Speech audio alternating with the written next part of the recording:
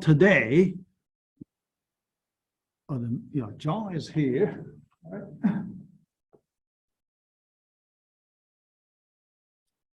I just do not forget to check his name later. All right. Starting from today, we will really work on queries. The last time part A, I talk about some theoretical background, the rules, basics, but starting from today, we will have more and more query questions. All right, part B, more select statements and insert, update, delete statements. B.1, resolving ambiguity in select statements. Last time I mentioned a little bit. Last time I talked about aliases, right? Yeah, but that's just abstract talking. So today we will use concrete examples to look at this question. Ambiguity problem. All right, yeah. So let's start.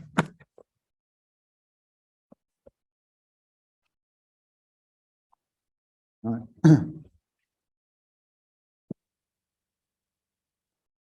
Example, handling ambiguity.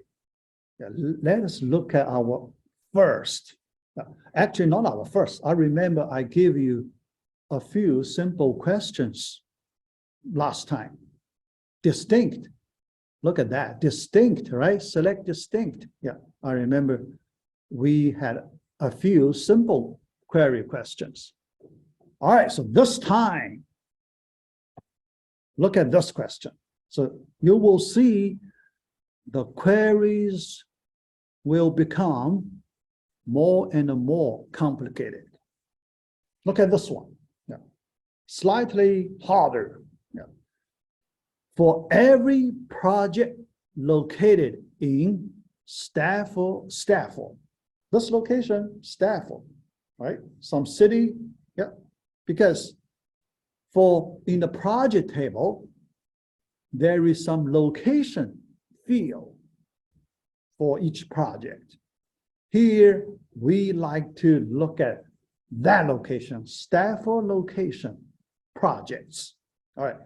For every project located in Stafford, list the project number, the controlling department number, and department manager's last name.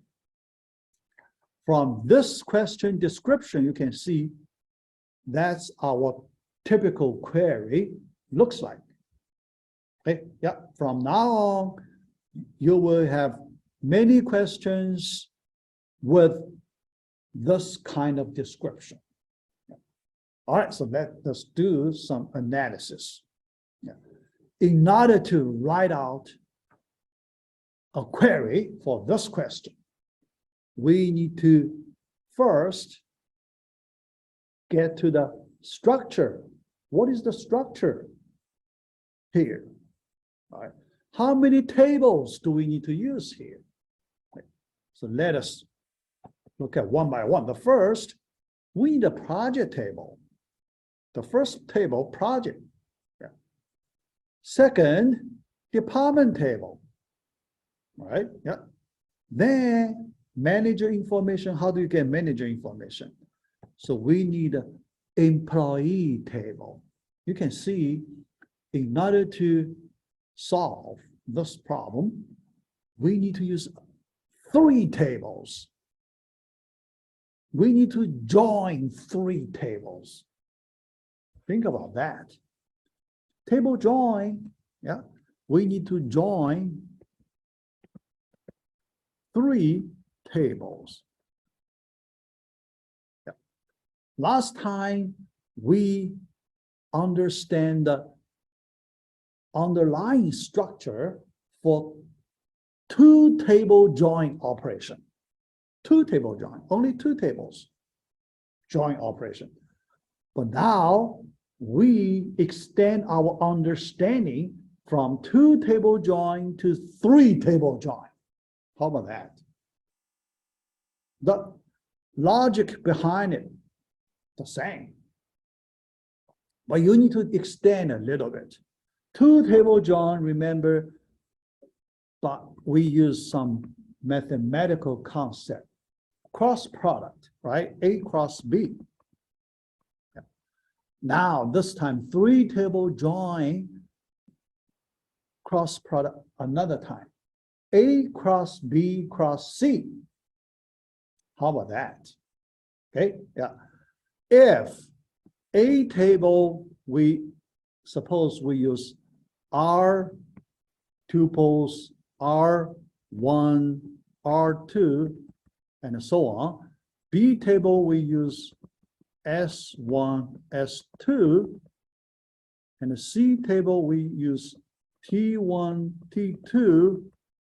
Then, when we join three tables, we consider the tuples with R something. Yeah, let me just use one, S something, T something. Okay, yeah. Put those three tuples, connect them to create a new larger tuple. All right, with more components, with the components containing all the original components from three tables in that way. All right, so we can join three tables, but after that, after you do Cartesian product of three tables, the remaining steps following the same procedure as our two table join, remaining join condition, but this time regarding the join condition between A and B, you need one join condition. Okay, A and B, how to join? Between B and C, join another join condition. Join C and B and C. After those two join conditions, you can connect them. Okay, you can remove many tuples that do not satisfy those two join conditions. After that, selection condition. The last step, you need to apply selection condition to remove more tuples. All right, here I just described the basic procedure before we look at this question. Yeah. Three tables, project, department, employee. All right, now let us do table join. Yeah. Look at this, select from where statement. All right, select part, from part, where part. Yeah. All right, the where part hardest. Yeah. Other two parts pretty easy. Yeah, select, because we need to provide information, project number, department number, and the manager's last name. Straightforward. Yeah. So the attributes we need for the select part, straightforward. Yeah. For the from part, three tables, one after another, separated by commas. Yeah. Project, comma, department, comma, employee. All right, three tables. Also pretty easy. The harder part, where clause. All right. Okay. Yeah. The first one, join project table and a department table. The first join condition, D number. In the project table, we use D number as the field for department number. In the department table, we use the project table D num. Yeah. Department table, we use D number. So here we intentionally use different field names. So you won't get Confusing? Yeah. That's the first join condition. The second, manager SSN, manager underscore SSN. In department table, we need to use this field to connect to employees table SSN. Okay, yeah. So our second join condition. All right. So after we specify these two join conditions, you can imagine we connect those three tables in a special way. Yeah. All right. At the end, selection condition on that location. P location equals single quotes Stafford. All right. Yeah. So that's the table join. Three table join select statement. Yeah. Although we join these three tables, but this question is still pretty easy. Yeah. Understanding part also relatively easy. Yeah. All right. So after we understand the basic procedure for table join operation, we can understand this statement easily. Yeah. All right. But the topic for this, our first B.1, handling ambiguity. So we need to look at the ambiguity part, that D number and the D num. That's the ambiguity part. Yeah. Although we intentionally use different names to avoid ambiguity in some way, but still this statement, our current statement, the readability is not very good. Readability. Why I mentioned the readability is not good? Because when you try to understand this statement, D num, the field D num, which table provides this D num field, right? You do not know, right? Second one, D number, which table contains this D number field? You do not know. You need to go back to look at the table definition. For those three tables. Then you'll find D num, yeah. So in that kind of typical situation, we like to make the whole statement easier for understanding. Yeah. So for that reason, we like to improve a little bit. Improve the readability in this way. Okay. Our first try, add qualifiers using table names. That's the first step for improvement. Yeah. So in the join conditions, what are those tables we select appropriate attributes for the join conditions? So we need to specify that part. So we use qualifiers. But how to use qualifiers? Straightforward table names as the qualifiers. Yeah. All right, so our next version, yeah, look at that. All right. D num, because it comes from the project. So we use the whole table name project dot D num. Second, D number, it comes from department table. So we use the whole table name department dot D number and so on. The remaining, all the field names, we all use their corresponding table names as the qualifiers. In this way, the readability will be better. Comparing this version with the previous one, the readability is improved because you know for all the attributes you are using, you know which table contains which attribute. That part is clear. Okay, all right.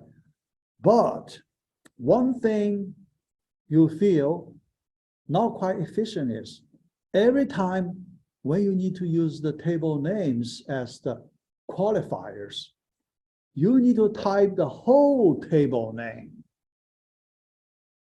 That's not very efficient. Okay, yeah. You may like to save some keystrokes here, right? So our next improvement. We know how to represent those tables. Yeah. But we want to save some keystrokes. Yeah. So our next solution, we use alias-based solution. Alias. Okay. Yeah. In this way, we can type shorter table names using their aliases. Yeah. So look at the way to improve the second step, the second round. Create an alias for each table name to avoid repeated typing of long table names. Okay, yeah. But what is the rule? What are the rules for aliases? Yeah. All right, so first one, an alias can follow the keyword as. Yeah. You use keyword as to define an alias for one table. As operator here, as operator, all right? Yeah, the first rule. Second one, or, yeah, or it can directly follow the relation name, table name. That means the as keyword can be skipped, okay, omitted. You don't have to use as, right? You have option with as or without as keyword. All right. So let us look at our improved version. This one. All right. Yeah. From project as P. Yeah. Here, the version we use as the first time as keyword. Project as P. So later, when you need to refer to project table, just use P. Okay. You can save a lot of keystrokes. Okay. Department as D. Okay. Employee as E. See, 3 tables, each one character. That's enough. Sometimes you may need to use more than 1 characters, right? Both start with D, for example, all right? Then you may need to use, 2 or 3 characters, okay? Yeah, all right. Where the condition P dot D num equals D dot D number. You won't get confused, right? Readability also pretty good, all right? Yeah, so you can see this solution is improved. Comparing with the previous one, improved. All right, yeah. Then another way to write it. Yeah. So here, yeah, before I look at the next example, all right, because this as keyword is optional, okay? This as keyword is optional, not required, okay?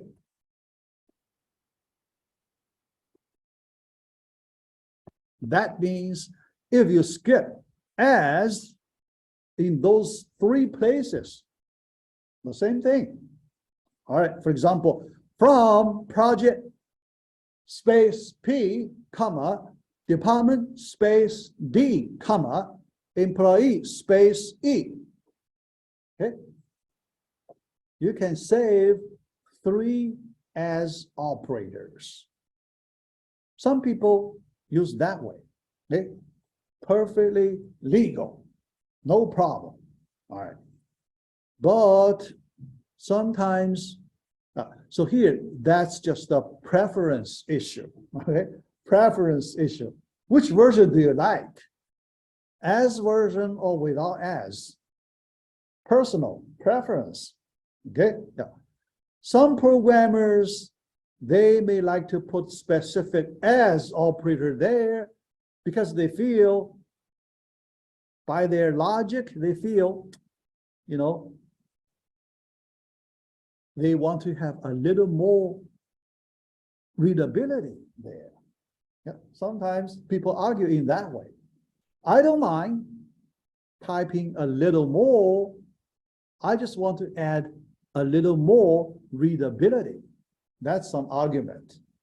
If you feel, you know, no difference regarding the readability, no difference, then you can choose your preferred way. All right. Yeah. Preferred way. Yeah. All right. So that is about the as operator. The next question. 2 different copies for 1 table. What's that? 2 different copies. So here we do table join. Okay. This table join is special table join. Okay. So A table join with A itself. A join A. How about that? Okay. Yeah. We join 2 tables, but these 2 tables both come from the same table copy. Same table. And we make 2 different copies. In the real world, we have situations we need to use table join in this way. All right. Yeah. 1 table join with itself. Okay. Yeah. Conceptually, it makes sense. Conceptually, it makes sense because A cross A. In math, it is well defined. Okay. A cross A, this Cartesian product is well defined. It makes sense. All right. So that's why table join, 1 table join with itself, well defined, no problem. Okay. Let us look at one example. Yeah. This time, because you have 2 copies from 1 same table, how do you separate 2 different copies? This time, alias really needed. You need to use alias, 2 different aliases to separate 2 different copies for the same table. So let us look at a simple example here. All right. Look at here. All right. You can see we use employee table twice. Okay. The first time, employee as E. We want to get employee information, but second time, employee as S, YS, because we want use employee table to get supervisor information. Supervisor. Okay. 1 employee can be an ordinary employee, or it can also be supervisor employee, right? 2 different types of employees. Yeah. So we need to use 2 different copies of the same employee table. That's legal. That makes sense in the real world. Yeah. Here, look at the meaning of this statement. Yeah. Here, here I didn't write a question description, but because this query is so simple, so straightforward, so I can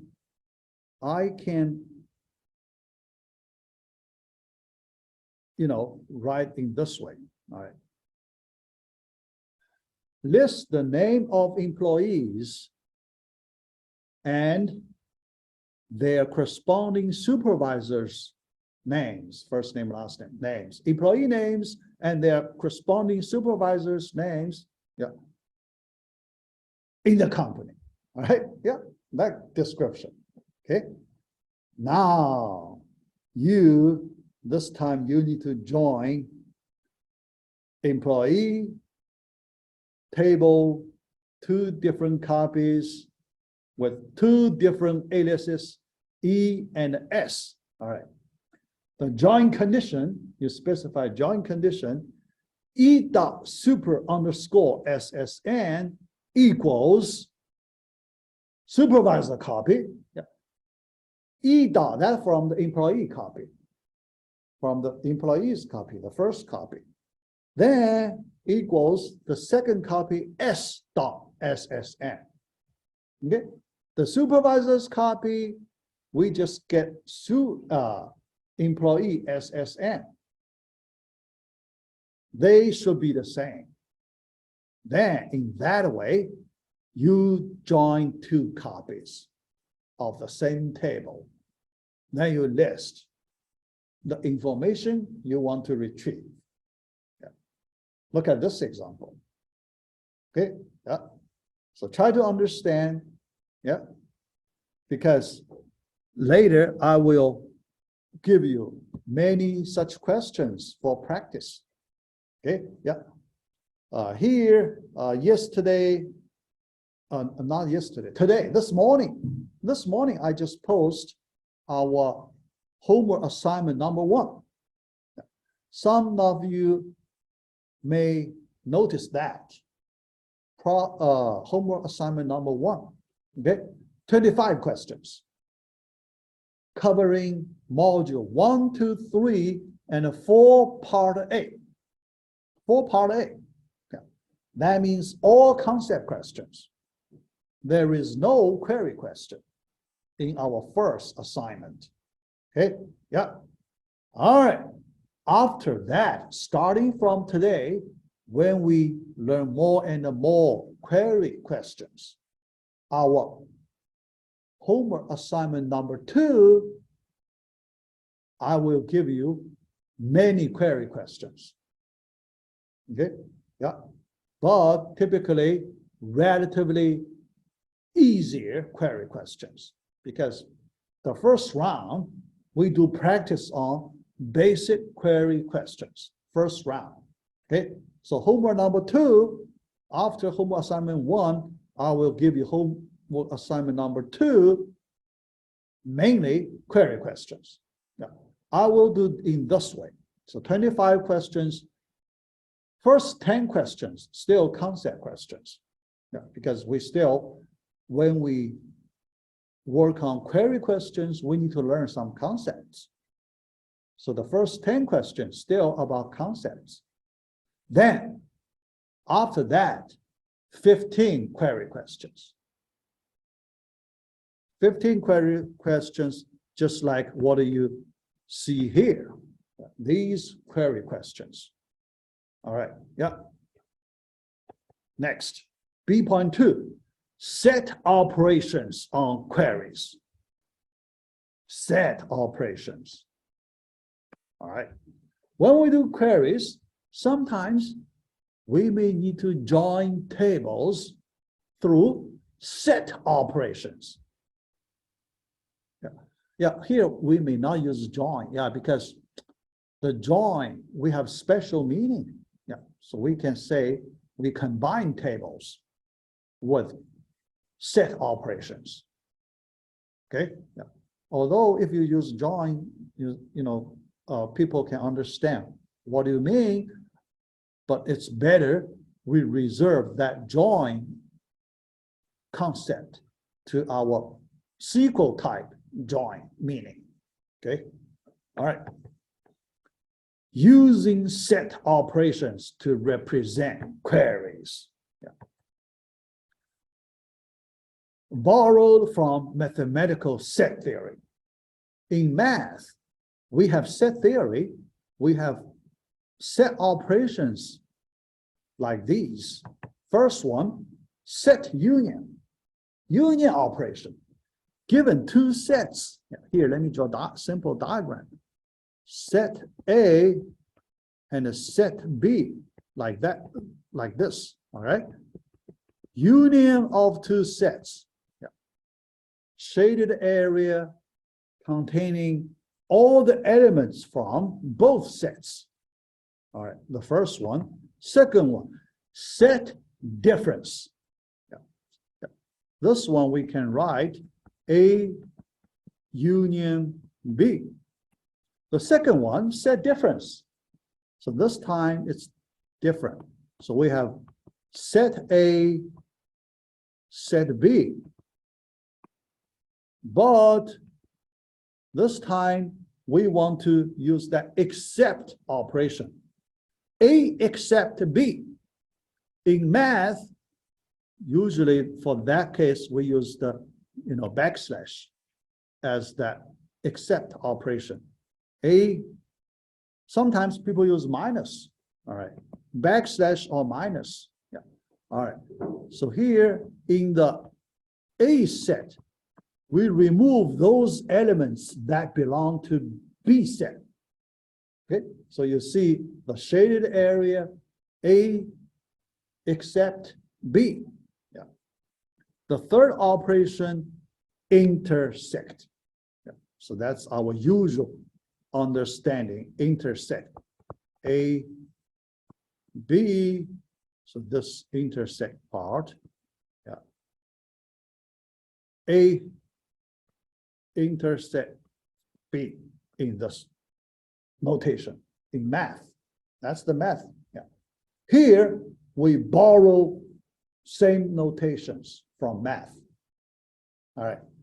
Then we can combine two tables using these three operations. Yeah. All right.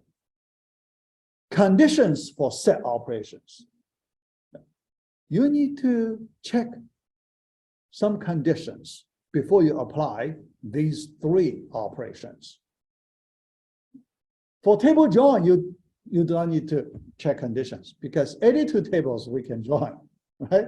Yeah. Cartesian product, any two tables we can do a Cartesian product. So we can join any two tables, okay? But for the set operations, not any two tables, you can apply set operations. You have to look at the conditions. Yeah. So the condition we call union compatible relations. If two tables satisfy this union compatible relation, okay? So what's the union compatible relation? Let me describe the rules. All right, two rules. The first one, two tables, when you look at their tuples, they should have same attributes in their tuples. Same attributes. Okay, yeah, the first.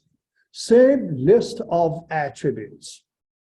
That's the first condition.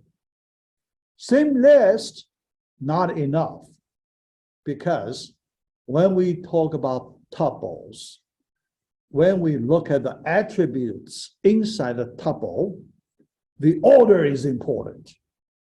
So the same attributes, you have to follow the same order, the second condition. Okay, yeah.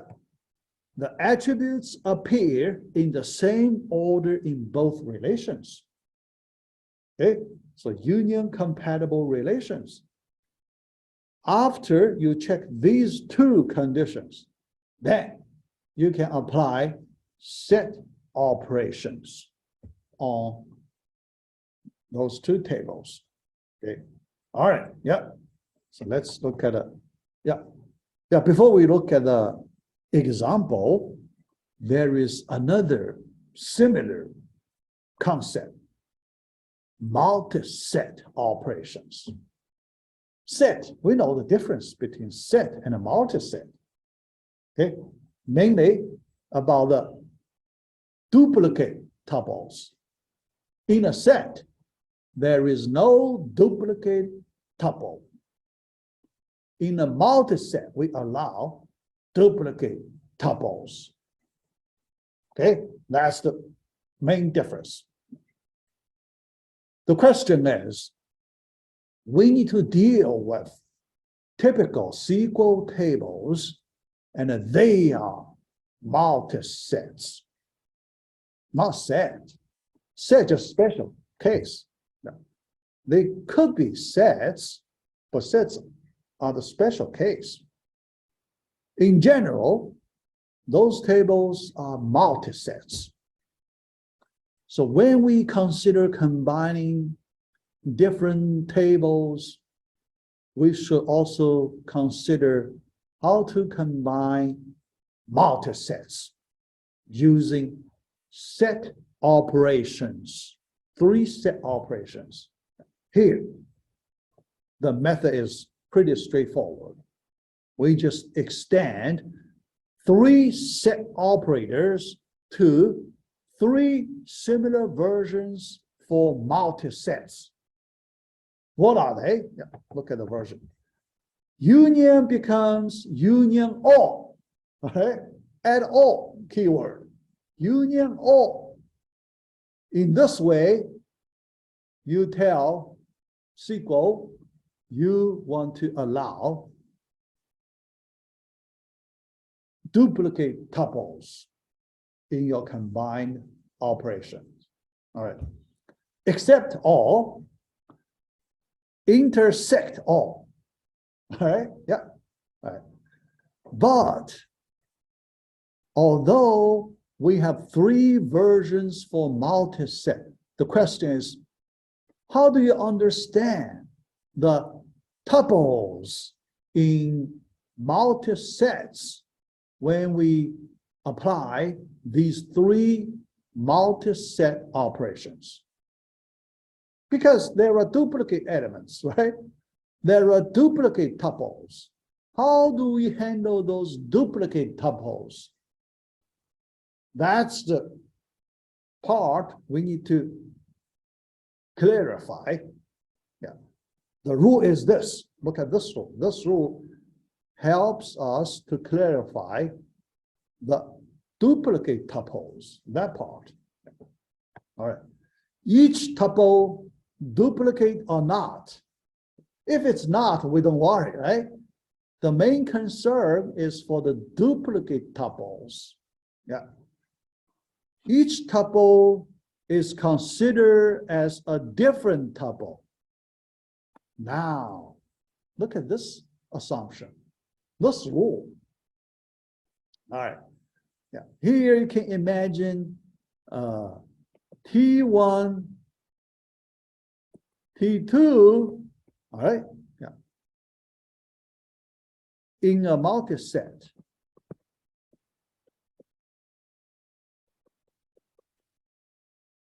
All right. When we apply multiset operations, yeah, even if T1, when T1 equals T2, but we treat them as different copies. Okay. When we write query results, we treat them as different copies. How about that?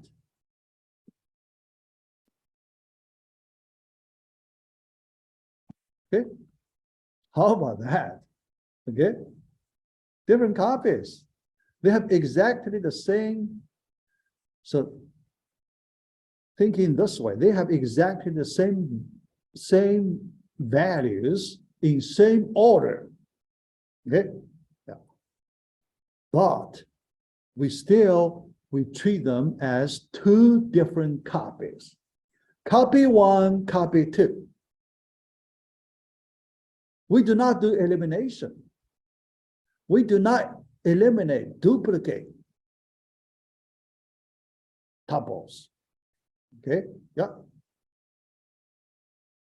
that kind of rule we need to follow. All right, yeah. So when you apply all version, you need to use this understanding. If you apply the version without all keyword, then you need to remove duplicate copies, right? Yeah. Yeah. You apply union, except, intersect without all keyword, you're supposed to have set result, right? Think about that, set result. Okay, yeah. So that's interesting question. Interesting question. Yeah. Let me show you set union example. Yeah. So and we try to understand this part, mainly duplicate copies, duplicate tuples. All right. So look at this question.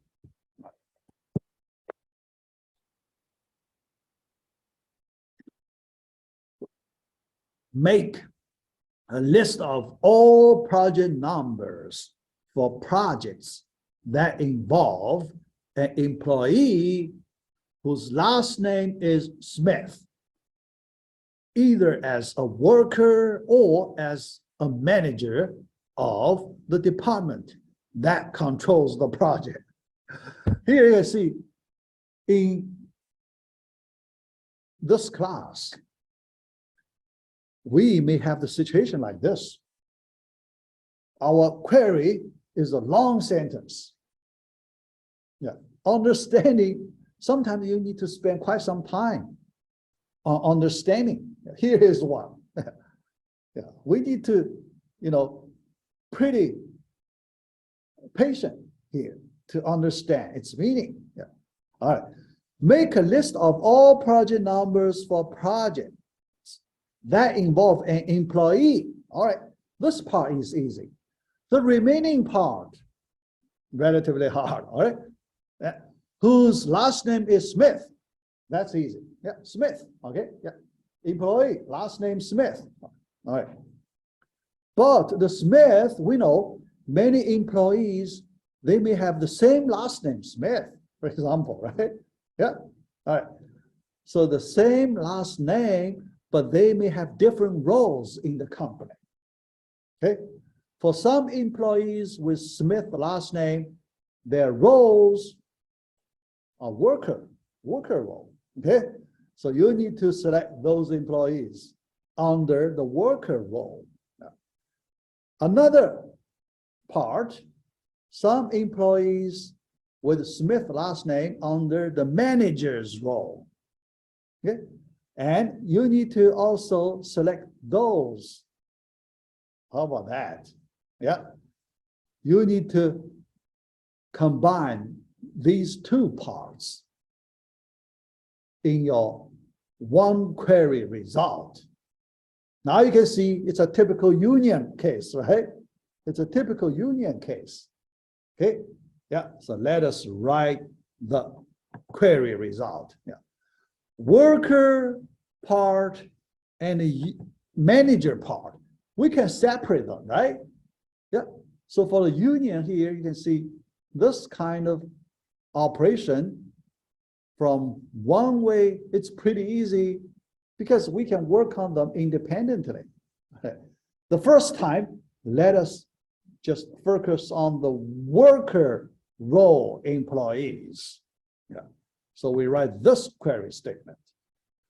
Select distinct P number from project, works underscore on, yeah, because we need to get the project employee relation. Yeah. So workers on, this is a relationship table. This is the only relationship table in this database. The remaining 5, all entity table. So we have 5 entity tables and 1 relationship table. This is the relationship table. Yeah. So we want to get a relationship between employees and the projects. Employee works on projects, that relation. Okay, yeah. So then employee, so 3 tables. Yeah, so we need to join them. Yeah. How to join? First table, P number from project. Join with P node from workers underscore on table. Yeah, first join condition. Second join condition, ESSN field from workers underscore on table, join with employees SSN field. Yeah. After that, then last name equals Smith. Yeah. In this way, you can see we just get workers role, right? Yeah, because we do not look at the manager. We do not look at the manager information. So what we get, that's the worker information. Okay, yeah. Then the second part, this time we want to focus on the manager part. All right. This time, project table, department table, employee table, also 3 tables. We join them. Yeah. Dnum equals D number. We join first 2 tables. Yeah. Then join second and third. Yeah. The same join conditions we used in the previous slide. All right. Yeah. But when we use the MGR underscore SSN, we specify the manager's role here. Manager's role. Yeah. Otherwise, if an employee is not a manager, department manager, he or she won't have this MGR underscore MSM field. No such tuple for that employee. Okay, yeah. So here we address that manager's role here. Yeah. So this condition we address the manager's role here. Yeah. All right. Also last name Smith. Then we apply the union operation between them. So we get our final result. Look at that. Yeah. Yeah. So we need to handle queries like this. Okay. Yeah. I hope it's not too hard for you. Okay? Not too hard for you. Yeah. All right. But here, look at this set operation union. It's not union all. Remember? Union, not union all. Okay? Yeah. Union, we know we apply set operation on 2 sets, right? Yeah. We apply on 2 sets. All right. The first one, look at the first one. Is the first one a set? Is the first one a set? Yes, it is set because we use distinct, it must be a set, right?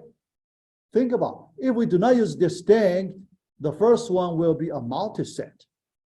So here you can see, here we intentionally use the distinct keyword to make the first query result as a set. Similarly, the second query result, we also make it a set. Then we apply union operation.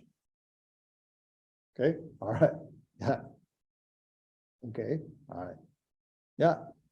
But, so here I may have a question based on the logic. Based on the logic, do we have to use distinct in these 2 places? Conceptually, we need to use, right? Conceptually, we need to use. But the question is, what would happen if we remove distinct keywords in those 2 places? Do we still get the same result? Because the union, we know the union operator, we do not allow duplicate tuples in the union operation. We do not allow, right? Yeah, think about that. Think about that. Okay, yeah. Those distinct, necessary or not. Those two distinct keywords, necessary or not. Okay, yeah. All right, yeah. Next topic, B.3, string pattern matching. When we describe selection condition, we need to describe patterns. Apply patterns on strings. Yeah. So in this part, we look at the string pattern matching operators. Yeah. All right. Let's look at the string pattern matching. Yeah. Using partial string matching. Partial string matching. Yeah. That's quite common. Yeah. Many times we need to match part of a string. Part of a string. Okay? Yeah. All right. How to do that? Yeah. Comparison operator, like operator, we can match part of a string. Yeah. For example, suppose this is a string. Okay? Yeah. String, let me use line segments. All right. A sequence of characters. All right. Okay. Yeah. Then, when we describe parts of a string, typically we have these different ways to describe. Okay. All right. One, left part. Left part. Right. Yeah. Match the characters on the left. Yeah. Right part. All right, like that. And some place in the middle, okay? Middle part, like that. Okay, yeah. Typically, these three cases for partial string matching. Okay? In these three cases, we can use like operator to describe the pattern. Okay, yeah. But like still not enough, we need to use other operators to help us describe the whole pattern. The whole pattern. Okay, yeah. So special characters for pattern description. All right. First, %sign character. %sign, yeah, replaces arbitrary number of 0 or more characters. Arbitrary number. Just like in Unix, we use star to represent arbitrary number of characters, right? Yeah. But in SQL, we do not use star for arbitrary number of characters. We use %sign. The SQL way. SQL way is different from other popular ways. %sign, yeah, that's one important difference. Another case, use the underscore replaces a single character. Okay, underscore. Yeah. In Unix, we use question mark, right? Yeah. So single character. Yeah. Other places we use different symbols. Here we use underscore, not question mark. So do not get confused with other programming languages. Okay, yeah, for the pattern matching symbols. All right, yeah, yeah. Be aware of the performance issue. Yes, when you use this kind of comparison operators, you may need to consider performance issue. Yeah. Sometimes performance could be slow, yeah, but for performance related questions, you need to collect some experience. You need experience to, to find a way for better performance. For myself, I have some experience myself. Yeah. So, yeah, but today I do not have much time. Yeah. I have just about 10 minutes. Yeah. Later sometime I can talk about my experience related to performance. Yeah. Later we have a chance. We have other places where I can talk about performance issue. Okay. All right. Especially for large data amount. Because for us, when we write SQL queries, we have many different ways.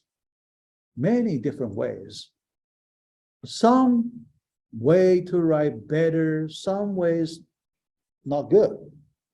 And sometimes some methods you may get a poor performance.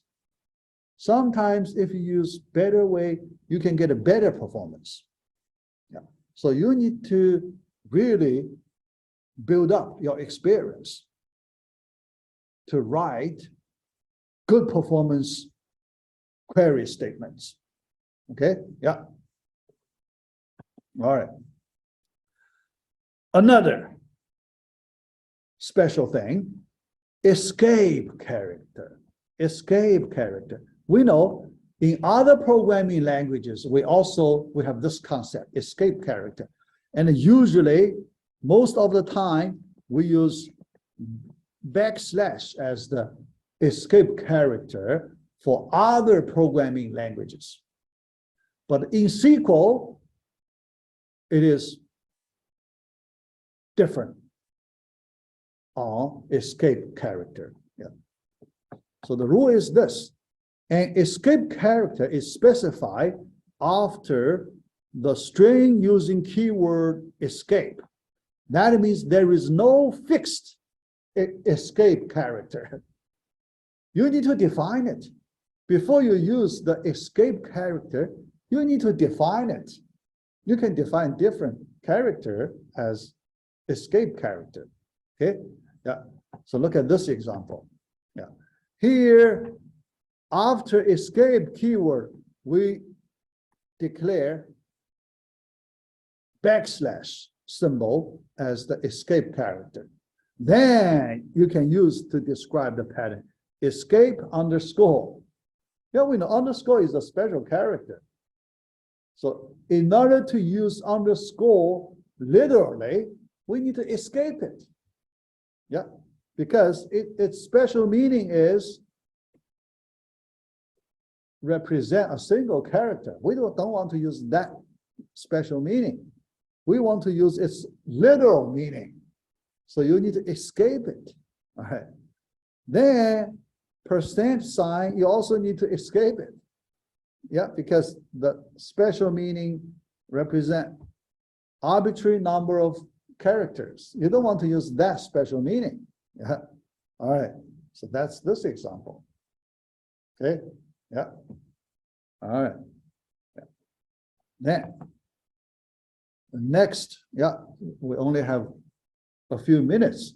So let me just talk about the last slide, yeah, because we only have one slide for the regular expressions for patterns.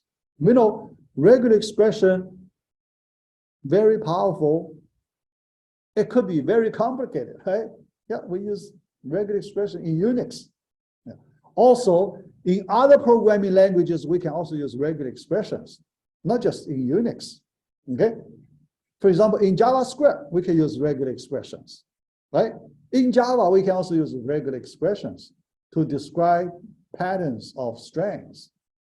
And, many high-level programming languages, we can all use